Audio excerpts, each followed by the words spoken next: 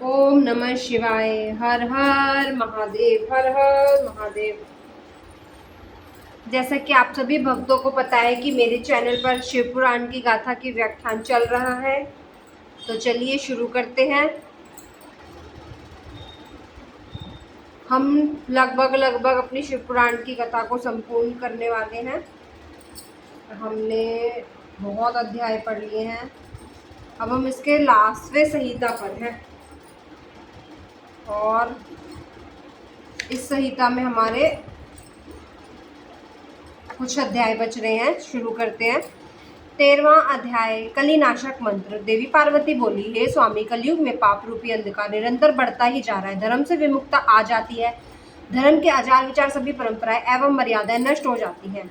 तब अपने भक्तों की क्या गति होती है, वे कैसे मुक्त हो पाएंगे? पार्वती जी के ऐसे वचन सुनकर शिव जी बोले, हे देवी, कलयुग में पंचाक्षर मंत्र का भक्ति पूर्वक जाप करने वाले मनुष्य को मुक्ति मिल जाती है। पापियों, निर्दयी एवं कुटिल जन की श्रद्धा भावना से पंचाक्षर मंत्र का जन्म जाप करने से भवसागर से पार हो जाते हैं। पंचाक्षर मंत्र के जपने से ही शिवलोक की प्राप्ति हो जाती है। यह सर्वोत्तम मंत्र पर महर्षि इसी मंत्र के प्रभाव से स्वरधा मर्चान आचरण करते हैं। प्रलय आने पर भी सभी स्थावर जगम जीव नष्ट हो जाते हैं, तब मैं एकमात्र जीवित रहता हूँ। सारे वेद और शास्त्र मुझ में ही लीन हो जाते हैं। फिर नई सृष्टि का आरंभ होता है। सृष्टि के पुण्य आरंभ में जब श्री हरि श्री क्षीर सागर में सो रहे थे, उसी समय उनकी नाभि से पंचमुखी ब्रह्मा की उत्पत्ति हुई। उन्होंने इस सृष्टि की रचना करते हेतु मेरी तपस्या करी। तब मैंने ब्रह्मा जी को साक्षात दर्शन देकर ओम नमः शिवाय मंत्र की दीक्षा दी थी। इसी मंत्र के प्रभाव से उन्होंने देवताओं, दानवों, ऋषियों एवं प्राणीजन की रचना करी। ओम नमः शिवाय यह 5 अक्षरीय मंत्र महामहिमान है और सारे जगत का बीज रूप है। इसे वेदों से उत्तम माना गया है। मेरे द्वारा प्रकट प्रथम विद्या यही है।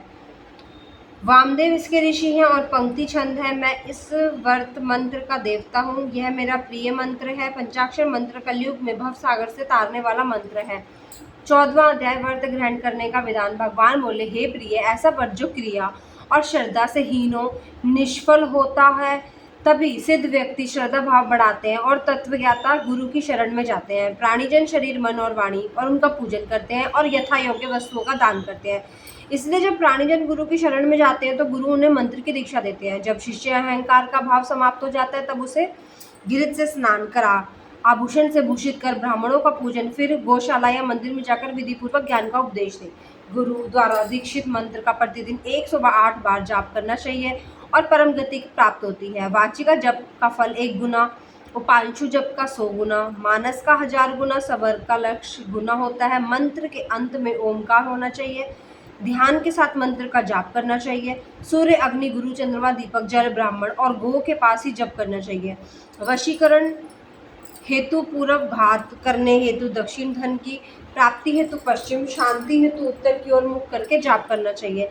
आचारहीन व्यक्तियों को लोक निंदक माना जाता है, तब उत्तम धन एवं श्रेष्ठ विद्या को आचार माना जाता है। निंदक मनुष्य को परलोक में भी सुखी नहीं मिलता, इसलिए हमें सदाचार का पालन करना चाहिए। गुरु द्वारा दीक्षित मंत्र तपतित चंडालों को भी सुधारने वाला और परम गति को प्रदान करने वाला होता है। 15वां अध्याय, दीक्षा विधि।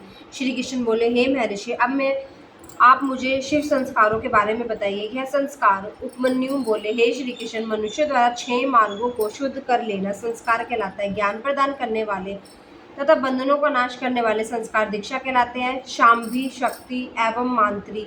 शांभवी दीक्षा 3 प्रकार की होती है। शांभवी तीव्र और तीव्रता को 2 प्रकार की होती है। पाप नष्ट करने वाली तीव्र तथा आनंद प्रदान करने वाली तीव्रता शांभवी दीक्षा कहलाती है। योग मार्ग से शिष्य शरीर में प्रवेश कर गुरु द्वारा दी गई दीक्षा शक्ति दीक्षा कहलाती है। कुंड कुंडल सहित की गई क्रिया दीक्षा मंत्री दीक्षा कहलाती है।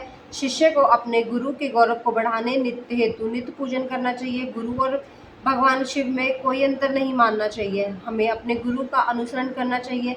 गुणवान गुरु जो सर्वेक्षर शिव के परम भक्त है, परम मुक्तिदायक है। गुरुदेव अपनी शरण में आए ब्राह्मण शिष्य की 1 वर्ष, क्षत्रियों की 2 वर्ष एवं वैश्यों की 3 वर्ष तक परीक्षा करे।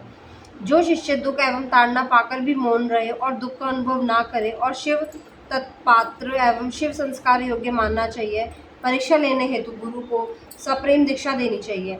16वां अध्याय शिव भक्ति वर्णन। उपमन्यु बोले, हे श्री कृष्ण, समहाय संस्कार को ग्रहण करने समय सर्वप्रथम शुभ दिन और शुभ समय दिखे भूमि पर शिल्प से मनोहर मंडल की रचना करें, जिसमें मध्य में वेदी हो, ईशान कोण से 8 दिशाओं से कुंडल बनाएं और फिर चंदोवा ध्वजा पताका मालाओं से उसे शोभित करें। वेदी के मध्य में सुंदर मंडप होना चाहिए। फिर सोना चांदी द्वारा ईश्वर का आह्वान करें। सोना चांदी ना होने पर चावल सिंदूर पुष्पों से आह्वान करें। 2 हाथ लंबा श्वेत या लाल कमल बनाएं, जिसमें 8 कर्णिका हो। वेदी पर धान, चावल, सरसों, तिल, पुष्प, कुशा बिछाकर कलश की स्थापना करें। कलश में जल भरकर सुगंधित पुष्प, अक्षत, कुशा, दुर्वा डालें और उस पर नया लाल वस्त्र लपेटें। स्वयं आसन ग्रहण करें। मंडल के मध्य में महेश्वर का पूजन करें। फिर भगवान शिव का आह्वान करते हुए कलश का पूजन करें। दक्षिण में शिव जी के अस्त्रों का पूजन और मंत्रोच्चारण करते हुए यज्ञ को आरंभ करें। शिव अग्नि में प्रधान आचार्य होम करें और भगवान शिव से सांसारिक दुखों से मुक्ति दिलाने की प्रार्थना करें। फिर शिष्य शिव जी की 3 बार परिक्रमा करें और दंडवत प्रणाम करें। फिर शिव मंत्र का उच्चारण करते हुए शास्त्र अनुसार गुरु शिष्य के शरीर में प्रविष्ट होकर मूल मंत्र में तर्पण में 10 आहुतियां दें। तत्पश्चात शिष्य पुनः स्नान कर शुद्ध वस्त्र धारण करे और पुनः कुश के आसन पर बैठे गुरु शिव नाम जपते हुए शिष्य के शरीर पर भस्म लगाए। फिर शिष्य के कान में शिव मंत्र का उपदेश दे। मंत्र की दीक्षा लेते समय शिष्य उस मंत्र का उच्चारण कर शिव जी को प्रणाम करे। तत्पश्चात गुरु शिष्य को अभिमंत्रित रुद्राक्ष और शिव मूर्ति भेंट करे और शिष्य उसे सम्मान पूर्वक ग्रहण करे। 17वां अध्याय शिव तत्व साधक। उपमन्यु बोले, हे कृष्ण जी, कला, तत्व, भवन, वर्ण, पद, मंत्र आदि 6 अध्याय हैं। निर्वृत्ति, प्रतिष्ठा, विद्या, शांति और अतीत 5 अध्याय हैं, जो आवर्त कहे जाते हैं। पृथ्वी को तत्ववादवा कहा जाता है। त्रिलोकीनाथ भगवान शिव तो तत्व सहायक है, उनके तत्वों की गणना करना असंभव है। अभिमंत्रित रुद्राक्ष भेंट करने के बाद गुरु को शिष्य सहित मंडल में जाकर शिव पूजन करना चाहिए। 4 सेल चावलों की खीर बनाकर आधी खीर भगवान शिव को अर्पित कर देनी चाहिए। फिर नकार, मकार आदि 5 कलशों पर 5 वर्ण धारण कराएं। मध्य में ईशान, पूर्व में पुरुष, दक्षिण में अघोर, पश्चिम में सगोजात, उत्तर में वामदेव को स्थापित करें। कलशों को प्रेषित कर हवन आरंभ करें। फिर आधी खीर को होम कर दे, बाकी को प्रसाद समझकर ग्रहण कर ले। तर्पण कृत्यक्रम पर पूर्णाहुति दे और ओम नमः शिवाय से प्रतिदपन कर 3 आहुतियां दे। कन्या द्वारा काटे गए सूत को अभिमंत्रित कर शिष्य की शिखा में बांध दे और पूजन करे। भगवान शिव का ध्यान और पंचाक्षर मंत्र का जप करते हुए शिष्य रात्रि को सोए हुए रात्रि में जो स्वप्न दिखे उसे विस्तार पूर्वक अपने गुरु को बताए। 18वां अध्याय षडोधोशोधन विधि। उपमन्यु बोले, हे कृष्ण, तत्पश्चात आचार्य की आज्ञा से स्नान कर नित्य कर्म कर ध्यान लगाकर हाथ जोड़कर वहां से प्रस्थान करें। पूज्य पुष्प अर्चन और शिव का नाम उच्चारण करते हुए मंडल में आकर ईशान देव का पूजन करें, अग्नि होम करें। फिर आहुति डालकर वागीश्वरी का पूजन कर वागीश को प्रणाम कर मंडल में देवता का पूजन करें। गुरुदेव शिष्यों को मंत्रों द्वारा शुद्ध करें। फिर पूर्ण आहुति देकर ब्राह्मण को पूजन करें। 3 आहुति डालकर शिव जी का स्मरण करें। तत्पश्चात नील, रुद्र, वागीश्वरी, तेजस्विनी शिव शक्ति का चिंतन करें। फिर गुरु कैंची का प्रोक्षण कर शिष्य की शिखा छेदन करें। फिर उसे गोबर में स्थापित करके अग्नि में होम कर दें। मंडल में विराजमान भगवान शिव और देवी पार्वती का ध्यान करते हुए उनसे प्रार्थना करते हुए, हे देवादिदेव कृपा निधान, अपनी परम कृपा से ही षडधव का शोधन हुआ है और इसे अवयव धाम की प्राप्ति हुई है। आप नाड़ी संधान के साथ पंचभूतों की शुद्धि करें। फिर 3 आहुति डालते हुए अणिमा का निरूपण करें। तत्पश्चात भगवान शिव और देवी जगदम्बा का पूजन करके पुण्य कार्य को सफल करके प्रार्थना करें। 19वां अध्याय साधन भेद निरूपण। उपमन्यु बोले, हे कृष्ण, मंडप के मध्य में शिव जी का पूजन करके वहां कलश की स्थापना करें। फिर हवन करें। हवन करते हुए शिष्य को सिर खोले हुए मंडप में बैठा दे। उसके पश्चात 100 आहुति का हवन करने के बाद सुगंधित पुष्प मिले जल से अभिषेक करें और शिष्य को देवादिदेव भगवान शिव संबंधी विद्या का प्रदान करें। तत्पश्चात शिष्य को साधन करने की रीति बताएं। साधन उपदेश को शिष्य ग्रहण करके गुरुदेव के सामने ही मंत्रों का उच्चारण करें। साधन मूल मंत्र का पुरस्चरण होता है। इस प्रकार विधि विधान से भक्ति पूर्वक आराधना पूर्ण करने के पश्चात खीर का प्रसाद अर्पण करें और दंडवत प्रणाम करें।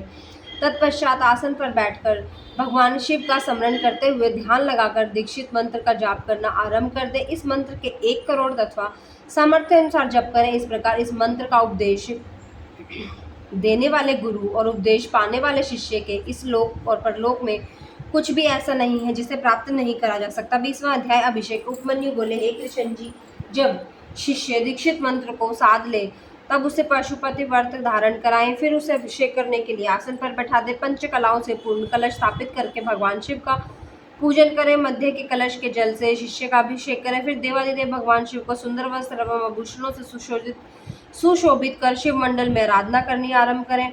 108 आहुति डालकर हवन संपन्न करें। फिर शिव जी की मूर्ति को वहां से उठा लें। शिव घट तथा अग्नि पूजन और आराधना करें। फिर अश्वशोधन की क्रियाएं पूर्ण करें।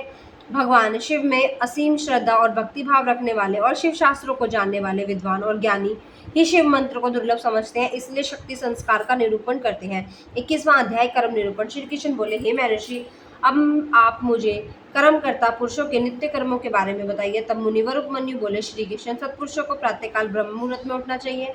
उठकर सर्वप्रथम शिव और देवी पार्वती का ध्यान करें। अरुणोदय होने पर बाहर से शौच निवृत्त होकर स्नान करें। फिर आचमन कर स्वच्छ वस्त्र पहने। तीनों मंडलों की रचना कर भगवान शिव के मंत्र का जाप करना आरंभ करें। घुटने के बल बैठकर शिव जी को प्रणाम करके अर्घ देने पर जल में कुशा डालें। फिर शरीर पर भस्म धारण करें। मस्तक, छाती और दोनों भुजाओं पर त्रिपुंड धारण करें। तत्पश्चात गले, कानों और हाथों को रुद्राक्ष धारण करें।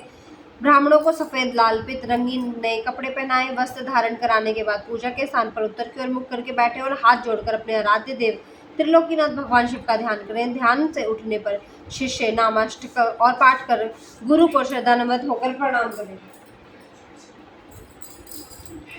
22वां अध्याय पूजन का न्यास निरूपण। उपमन्यु बोले,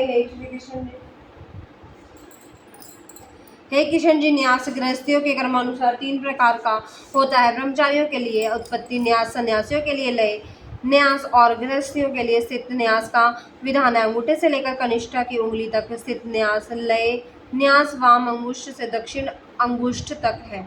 बिंदु के साथ नकार आदि वर्णों का न्यास करना चाहिए। तल और अनामिका में शिव जी का न्यास करें। 10 दिशाओं में अस्त्र न्यास होना चाहिए। 5 भूतों के स्वामी एवं 5 कलाओं को अपने हृदय के मध्य ब्रह्म रंध्र में धारण करें। पंचाक्षर मंत्र का जाप करें। प्राणवायु को रोककर अस्त्र मुद्राओं से भूत ग्रंथि का छेदन कर सूक्ष्म नाड़ी द्वारा जाप करें। फिर वायु द्वारा शरीर शोषण करें। फिर कलाओं का संहार करें। दुग्ध कलाओं का स्पर्श कर अमृत द्वारा रिसिक्त कर शरीर को उचित स्थान पर स्थापित करें। तत्पश्चात भौतिक शरीर को भस्म द्वारा स्नान करवाएं। हृदय में स्थित भगवान शिव का ध्यान करें और अमृत वर्षा से विधात्मक देह को सींचे। अपने शरीर को शुद्ध करके शिव तत्व प्राप्त कर शिव जी का पूजन करें। मात्र न्यास, ब्रह्म न्यास, प्रणव न्यास और हंस न्यास करके हंकार हृदय से सकार भ्रिकुटी मध्य में 50 वर्ण रुद्र मार्ग के द्वारा न्यास करें। फिर क्रमशः अघोर, वामदेव, प्रणव, हंस न्यास, पंचाक्षरी मंत्र का न्यास करें। भगवान शिव का परम भक्त और शिव पूजन को ध्यान करने वाला मनुष्य संसार सागर से पार हो जाता है। इसी के द्वारा मोक्ष की प्राप्ति होती है। 23वां अध्याय मानसिक पूजन।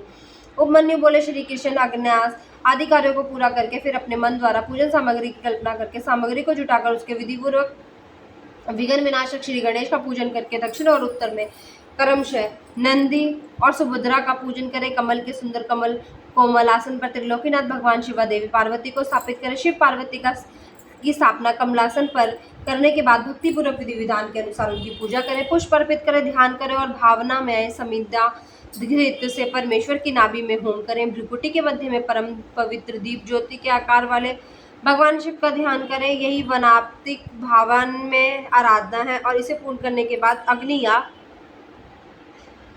सथिंडल लिंग में पूजन करें। 24वां अध्याय पूजन निरूपण। उपमन्यु बोले, हे श्री कृष्ण, पूजन स्थान को गंध, चंदन, फूलों और जल से पवित्र कर पोषण करें। अस्त्रों द्वारा विघ्नों का निवारण कर कवच से सारी दिशाओं का अस्त्र न्यास करें। कुशा बिछाकर उसे जल से मार्जित करें। प्रोक्षणी पात्र, अर्ध्य पात्र, पाग आचमन को शुद्ध करें और उनमें जल, खम, चंदन डालें और आचमन के जल में कपूर, कंकोल, कीमता, तमाल व चंदन मिलाएं। चावल, कुशा, दुर्वा, जौ, अक्षर, तिल, घृत, सरसों, पुष्प और भस्म में को मिलाकर मंत्र द्वारा रक्षित करें। विनायक देव का पूजन करें। फिर नंदीश्वर का पूजन करने के पश्चात षोडशोपचार से शिवलिंग का पूजन करें। उधर भाग में कमलासन रखें। कमल दल 8 प्रकार की सिद्धि देने वाला है। वामदिक शक्तियां बीज हैं। भगवान शिव का पूजन करें। पंचगव्य द्वारा स्नान करवाएं। फिर आंवले और हल्दी से लेप करें। देव स्नान कराकर सुंदर वस्त्र एवं यज्ञोपवीत धारण कराएं। पाग, अर्चय, आचमन, धूप, दीप, नैवेद्य गंध पुष्प भूषण जल मुखवास कर रत्न जड़ित मुकुट और आरंभ एक भूषण चढ़ाएं। फिर भगवान शिव पार्वती की आरती उतारें। आरती की थाली को शिवलिंग के सामने 3 बार घुमाकर माथे पर सुगंधित भस्म धारण करें। फिर अपनी पूजा अर्चना में रह गई त्रुटि के लिए भगवान से क्षमा की याचना करें। इसी प्रकार पूजा करने से परम फल की प्राप्ति होती है। 25वां अध्याय नृत्य कृत्य विधि। उपमन्यु बोले, हे श्री कृष्ण जी, दीप दान करने से पहले आरती एवं पूजन भी किया जाना चाहिए। सर्वप्रथम ईशान देव से लेकर सगोजात तक भगवान शिव का जाप करें। पहले आवरण में हृदय से लेकर अस्त्र न्यास पर पूजन करें। पूर्व में इंद्र, दक्षिण में यम, पश्चिम में वरुण, उत्तर में कुबेर, अग्नि कोण में अग्नि, नैऋत्य में वायु की पूजा करनी चाहिए। कमल से बाहर वज्रादि आयुधों का पूजन करना चाहिए। तत्पश्चात सभी स्थानों से 8 लोकपालों का पूजन कर माँ जगदम्बा का पूजन करना और उनकी आराधना करें। योग, ध्यान, जप और होम कृत्यों में 6 तरह का नैवेद्य होना चाहिए। उसमें कपूर, कंकोल, जावित्री, कस्तूरी, केसर, मृगमत, सुगंधि और पुष्प आदि अर्पण कर घी का दीपक जलाएं। फिर हाथी दांत से निर्मित आसन, दिव्य छत्र, चंवर, भेरी और मृदंग चढ़ाएं। अपनी सामर्थ्य के अनुसार किया गया शिव का पूजन उत्तम फल देने वाला होता है। शिवजी में अनन्य भक्ति रखने वाले प्राणी को अवश्य ही मुक्ति प्राप्त होती है। 26वां अध्याय सांगोपांग पूजन। उपमन्यु बोले, हे श्री कृष्ण, शिव पूजन का परम फलदायक है। बड़े बड़े पापी, ब्रह्म हत्यारे, चोर, व्यभिचारी पुरुष आदि शिव पूजन करेंगे तो सभी पाप नष्ट हो जाते हैं। इसलिए पतितों को शिव पूजा अवश्य करना चाहिए। शिव पंचाक्षरी मंत्र का जाप करने से बंधन में पड़े मनुष्य बंधन से मुक्त हो जाते हैं। अनेक योनियों में जीवन व्यतीत करने के लिए हमें मनुष्य योनि मिली है। जो मनुष्य इस अलभ्य मनुष्य को देह को पाकर भी शिव पूजन नहीं करता और उनका जन्म सफल नहीं होता। इसलिए प्रत्येक मनुष्य को भक्ति पूर्वक त्रिलोकीनाथ भगवान शिव का पूजन आराध्य अवश्य करना चाहिए। भगवान शिव के पूजन के समान अन्य कोई भी धर्म नहीं है। यह मनुष्य को सभी संसारिक बंधनों एवं मोह माया से मुक्ति दिलाने वाला है। शिव पूजन करने के पश्चात मनुष्य को परिवार एवं बंधु बांधवों सहित प्रसाद बांटना चाहिए। 27वां अध्याय अग्निकृत्य निदान। उपमन्यु बोले, हे कृष्ण जी, अग्निकृत्य तो कुंड, संथनिल, वेदी, लोहे के पात्र अथवा मिट्टी के पात्र के कर सकते हैं। उसमें विधि पूर्वक अग्नि की स्थापना करनी चाहिए और फिर हवन करना आरंभ करें। सबसे पहले कुंड का निर्माण करें। कुंड के चारों ओर 3 मेखला होनी चाहिए। फिर कुंड में योनि की रचना करें। कुंड को गोबर से लीप कर अग्नि में तपाएं और तत्पश्चात उसे वेदोक्त सूत्र लिख दे। पुष्पों से कुंड को प्रेक्षित करें। पूजन की सभी सामग्री एकत्रित करें। मणि द्वारा उत्पन्न या किसी ब्राह्मण के घर से गई अग्नि को ही ग्रहण करें। फिर कुंड की 3 बार परिक्रमा करके अग्नि बीज मंत्र का उच्चारण करते हुए कुंड में अग्नि स्थापित करें। फिर दक्षिण दिशा में शिव का पूजन कर मंत्र न्यास देकर घी में धेनु मुद्रिका दिखाकर शत्रुवा को तपाकर प्रोक्षण करें। फिर संस्कारों की सिद्धि के लिए बीज मंत्रों से होम करें। ऐसा करने से शिवांगनी संपन्न हो जाती है। तत्पश्चात भगवान शिव के अर्धनारीश्वर रूप का आह्वान करें और पूजा करें। फिर दीपक तथा सिंचन तक कर समिधाओं से होम करें। दुर्वा घी की आहुति दें। धान, खील, जौ, सरसों तिल को घी में मिलाकर उससे होम करें। फिर 3 प्रायश्चित आहुति दें। बचे घी को एक पुष्प पर रखकर वो षठ मंत्र का द्वारा हवन करें। विसर्जन पर कर अग्नि की रक्षा करें। देवों का आह्वान कर उनका पूजन करें। भस्म को मंत्र द्वारा धारण करें। अग्नि कृत्य समाप्त होने पर शिव शास्त्रानुसार बलि कर्म करें। विद्या के सामने गुरु मंडल की रचना करें और उस पर आसन बिछाकर फल से गुरु का पूजन करें। फिर निर्धनों को भोजन कराकर स्वयं भोजन करें। फिर आचमन कर शिव मंत्र को जपते हुए ध्यान करें। 28वां अध्याय नैमित्तिक पूजन विधि। उपमन्यु बोले, हे श्री कृष्ण, प्रत्येक माह के दोनों पक्षों की अष्टमी और चतुर्दशी के दिन उत्तरायण, संक्रांति, ग्रहण काल में विशेष पूजन करना चाहिए। माघ के महीने में पंचगव्य शोध कर शिवजी को स्नान कराएं। उसे जल को पिए और इस जल को पीने से भ्रम पाप भी नष्ट हो जाते हैं। पौष माह के पुण्य नक्षत्र में भगवान शिव की आरती करें। माघ में मघा नक्षत्र में कंबल, घी और दान करें।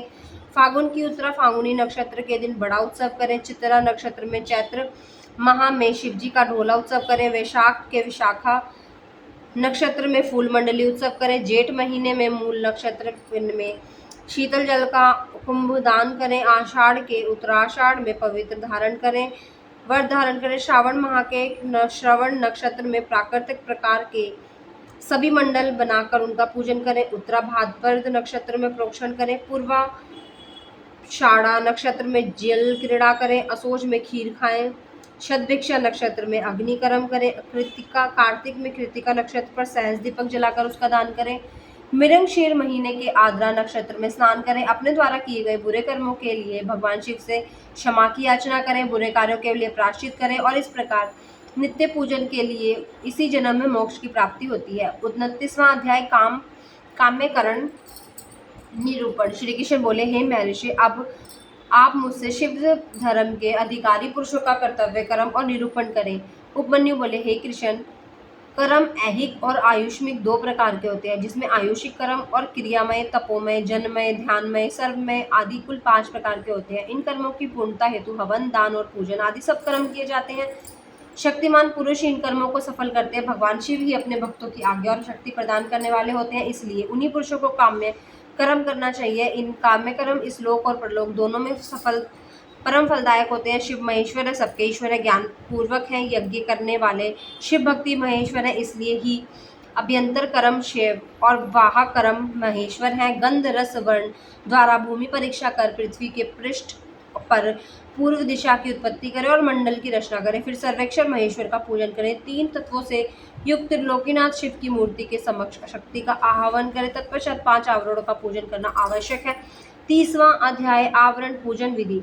उपमन्यु बोले, हे कृष्ण, सबसे पहले भगवान शिव के दक्षिण में बैठे गणनायक बाईं ओर कार्तिकेय एवं चार और ईशान के सगोजात का पूजन करें। द्वितीय आवरण में पूर्व दिशा के बाईं ओर से शक्ति सूक्ष्म तत्व, पश्चिम में शक्ति, उत्तर दिशा में ईशान कोण का रुद्र सहित पूजन करें। तृतीय आवरण में शिव जी की 8 मूर्तियों का पूजन करें। फिर विश्वेंद्र का पूजन करें। तत्पश्चात दक्षिण में नदी, उत्तर में महाकाल, शास्त्रों, अग्निकोण एवं मातृकाओं का दक्षिण दिशा में पूजन करके श्री गणेश को नैऋत्य कोण में पूजें। पश्चिम में कार्तिकेय, वाम्या में ज्येष्ठा और उत्तर में गौरवा, ईशान कोण में चंड का पूजन करें। चौथे आवरण में सर्वप्रथम ध्यान करें। फिर पूर्व में भानु, दक्षिण में ब्रह्मा, पश्चिम में रुद्र, उत्तर में श्रीहरि का पूजन करें। आदित्य, भास्कर, भानु, रवि का पूजन करने के बाद 8 ग्रहों की पूजा करें। 5वें आवरण में देव योनि की पूजा करें और फिर द्वेष का पूजन करते हुए पंचाक्षरी मंत्र का जाप करें। पूजन करने के पश्चात भगवान शिव पार्वती को सभी भोग अर्पित करें। फिर स्तुति गायन करें और ओम नमः शिवाय के 108 बार मंत्रों का जाप करें। क्रमानुसार गुरुदेव का पूजन करें। सभी आवरणों के साथ देव विसर्जन करें। सब समान गुरुदेव को अर्पित करें और यह योग योगेश्वर कहलाता है, जो चिंतामणि तुल्य है।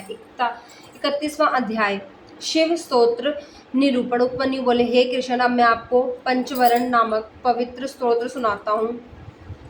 हे जगन्नाथ, प्रकृति से सुंदर नित्य चेतन स्वरूप ही सदा जय जयकार हो। हे सरल स्वभाव वाले पवित्र चरित्रवान सर्वशक्ति संपन्न पुरुषोत्तम, तुम्हारी सदा ही जय हो। हे मंगल मूर्ति, कृपा निदान देवादिदेव, मैं आपको प्रणाम करता हूँ। भगवान, पूरा संसार आपके वश में है। प्रभु, आप सब पर कृपा करके अपने भक्तों की कामनाओं को पूरा करें। हे जगदम्बा, हे मातेश्वरी, आप हम सब भक्तों के मनोरथों को पूरा करें। हे गणनायक, हे स्कंदेव, आप भगवान शिव की आज्ञा का पालन करने वाले और अनेक ज्ञान रूपी अमृत को पीने वाले भगवान, आप मेरी रक्षा करें। हे 5 कला के स्वामी, आप मेरी अभिलाषा पूरी करें। हे 8 शक्तियों के स्वामी, आप सर्वेक्षर शिव की आज्ञा से हमारी कामनाएं पूरी करें। हे 7 लोकों की माता, आप मेरी प्रार्थना को स्वीकार करें। हे विघ्न विनाशक, आप हमारे शुभ कार्यों में आने वाले सभी विघ्नों को दूर करें। इस प्रकार यह अवतरण स्तोत्र अत्यंत शुभ है। प्रतिदिन इस कीर्तन को श्रवण करने वालों को पाप से छुटकारा, मोक्ष को प्राप्त होते हैं।